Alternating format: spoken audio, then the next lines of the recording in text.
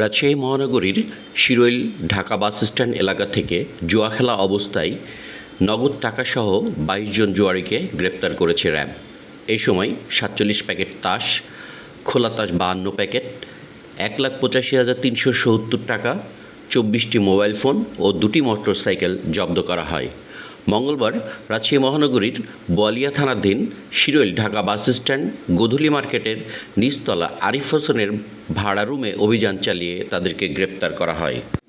বুধবার সকালে র্যাব-৫ রাজশাহী মোল্লাপাড়া ক্যাম্পের পাঠানো এক প্রেস বিজ্ঞপ্তিতে এ তথ্য নিশ্চিত করা হয়। র্যাব জানায়, গ্রেপ্তার জুয়ারিরা স্বীকার করে তারা জুয়া আসরের মূল হোতা পলাতক আসামি মোহাম্মদ আরিফ শেখের ভাড়া করা ঘরে তার তত্ত্বাবধানে প্রকাশ্যে টাকার বিনিময়ে তাস দ্বারা নিয়মিত জুয়া খেলে। ঘটনার সময়ও জুয়া খেলছিল এই মর্মে স্বীকার করে। এ ব্যাপারে গ্রেপ্তারকৃত জুয়ারিদের বিরুদ্ধে মহানগরীর